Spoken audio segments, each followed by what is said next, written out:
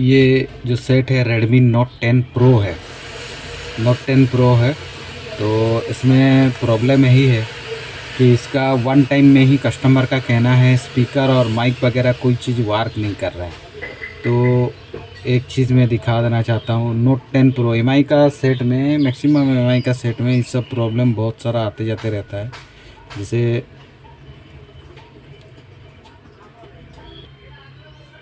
तो अभी इसमें कस्टमर केयर को डायरेक्ट कॉल लगाते हैं और देखिए इसमें क्या होता है कि स्पीकर जो है डायरेक्ट ऑन हो जा रहा है। स्पीकर डायरेक्ट ऑन होने का जो रीज़न है वो एक चीज़ है कि इसमें साउंड का कुछ काम नहीं हो रहा है, स्पीकर डायरेक्ट ऑन हो रहा है।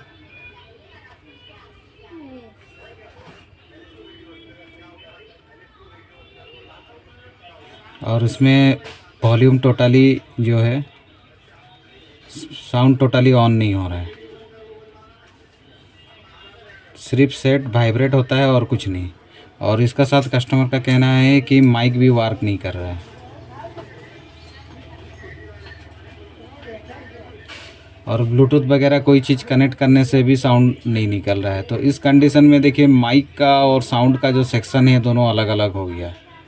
तो Redmi Note 10 Pro में तो एक बार मेन चीज़ है कि इसमें क्या काम हुआ है एक बार देख लेते हैं, बाई चांस पहले से कुछ काम अगर हुआ रहेगा तो।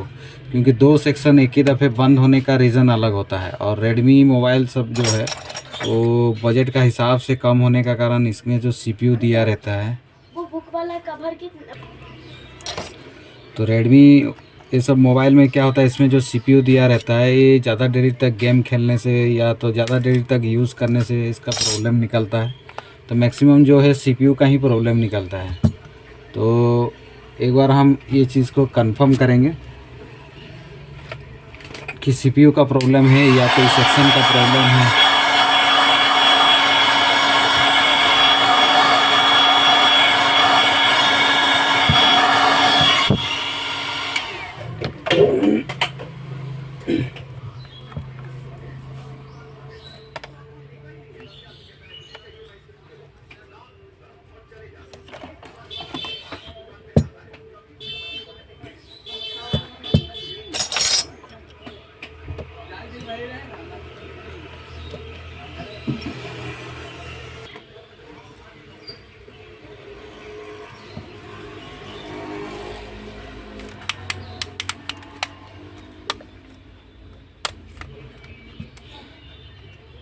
इसका जो नॉट था वो भी बहुत लूज़ था, तो कहीं ना कहीं इसमें कुछ ना कुछ वर्क हुआ था। इधर पहले कुछ प्रॉब्लम हुआ होगा या तो वही स्पीकर प्रॉब्लम वो कहीं दिखाए रहेंगे। तो इसको जब तक हम डिसेंबल नहीं करेंगे तब तक कुछ पता नहीं चलेगा।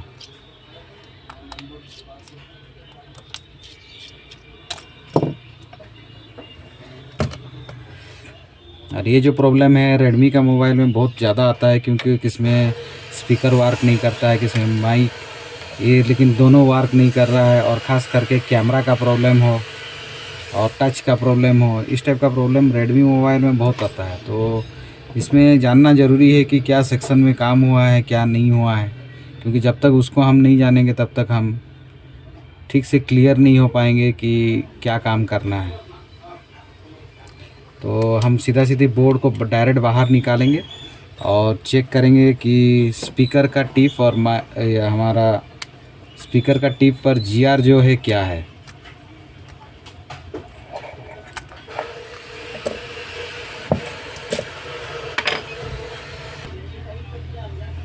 तो एक बार जीआर ले लेते हैं स्पीकर का। अभी डायोड मोड पे है, तो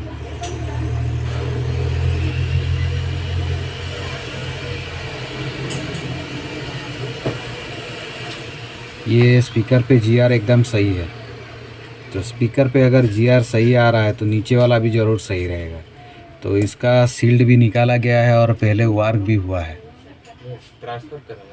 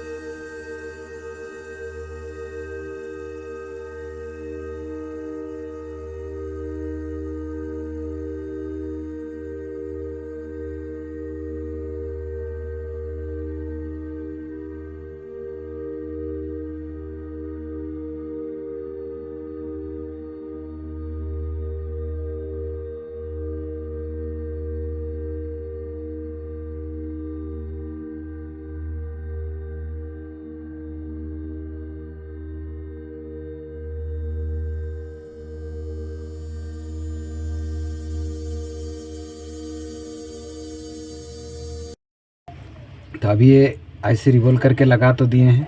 अब इसमें एक बार ऑन करके देखते हैं। फिर स्पीकर का जो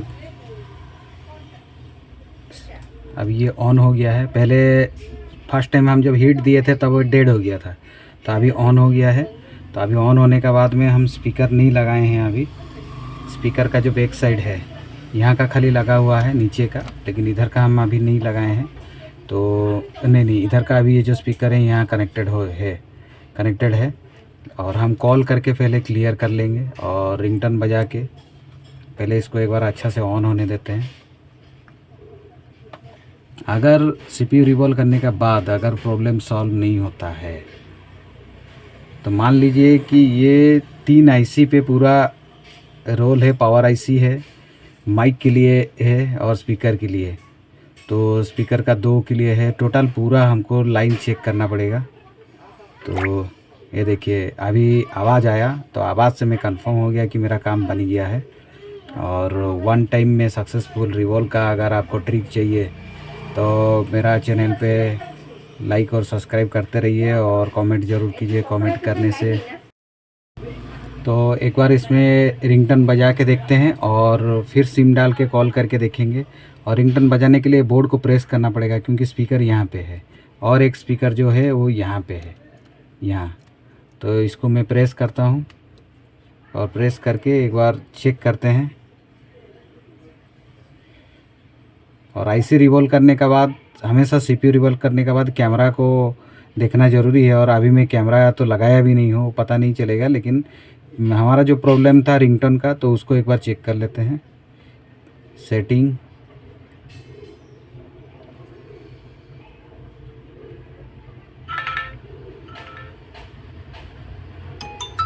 ये देखिए जो प्रॉब्लम था वो एक्चुअली में सॉल्व हो गया।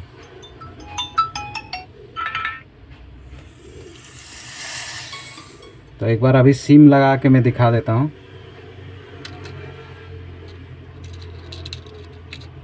क्योंकि सिम लगाने से डायरेक्ट जो लाउड स्पीकर है वो ऑन हो जाता था। इस टाइप का जो प्रॉब्लम आता है वो कनेक्टिविटी I2C प्रोटोकॉल लाइन का जो कनेक्टिविटी होता है वो लाइन मिसिंग हो जाने से इस टाइप का प्रॉब्लम ज़्यादा आता है।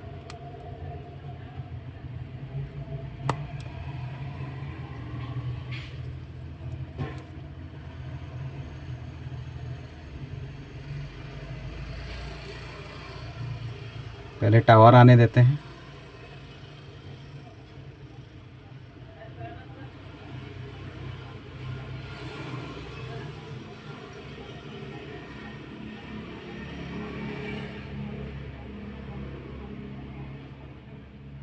ये देखिए सिम आ चुका है, लेकिन अभी एंटीना लगा नहीं है तो इसलिए नहीं आ रहा है। तो एक बार हम कॉल लगाने से क्लियर हो जाएंगे। 1991, क्योंकि अभी टावर नहीं आया है। तो एक बार मैं पूरी तरह अच्छा से फिटिंग कर लेता हूँ। एक बार फिटिंग करने के बाद मैं फिर चेक करूँगा तो क्लियर हो जाएगा। देखिए इस टाइप का जो प्रॉब्लम आता है MI का सेट में कॉमन प्रॉब्लम है। कैमरा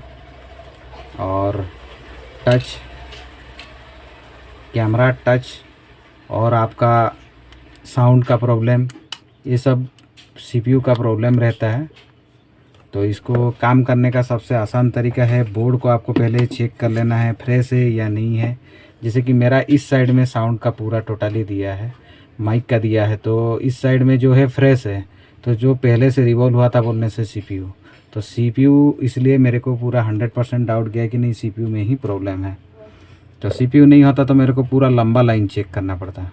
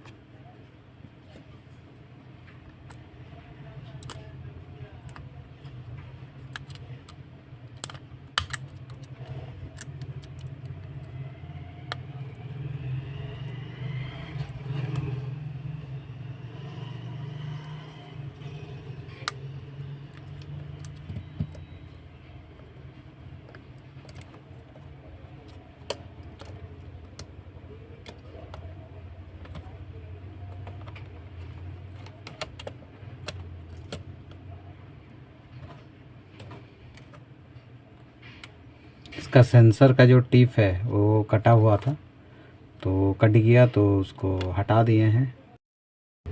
अभी ये इसको मैं फ़िटिंग किया हूँ।